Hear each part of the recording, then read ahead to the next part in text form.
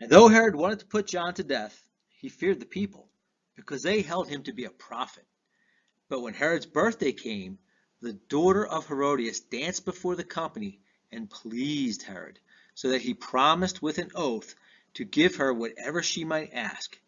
Prompted by her mother, she said, "Give me the head of John the Baptist here on a platter."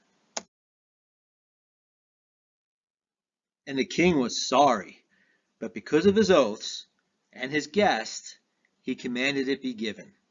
He sent and had John beheaded in the prison, and his head was brought on a platter and given to the girl, and she brought it to her mother.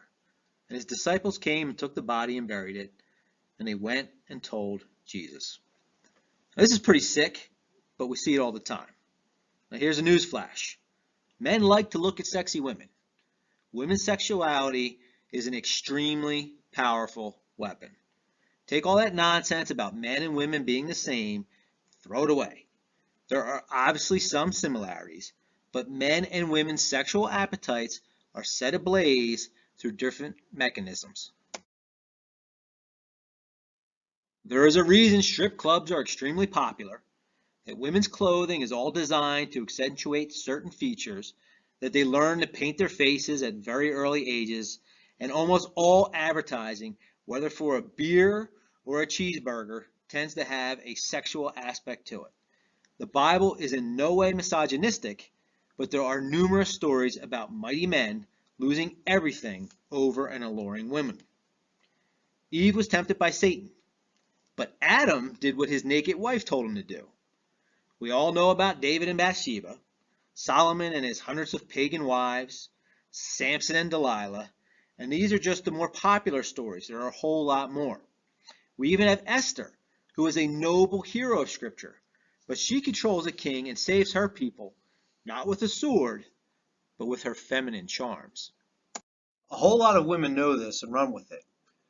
You see it today where mothers train their daughters from elementary school age basically to be whores because they are aware of the tremendous power they have if able to visually stimulate men.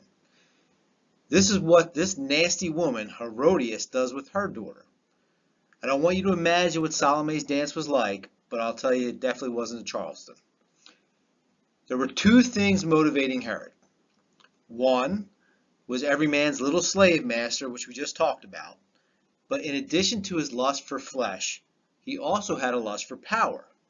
We tend to think of kings being able to do whatever they want. And to some extent, that is true.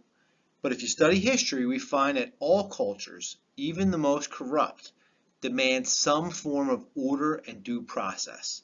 A king can be evil, but he needs to keep his word. If not, the people will not trust him and will revolt.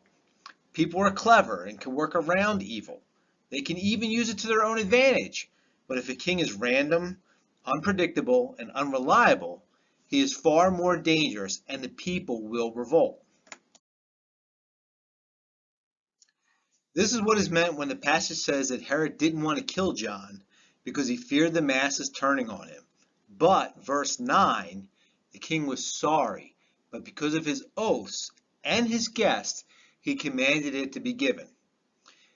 He knew that reneging on his word was even more dangerous to his reign than making an unpopular decision.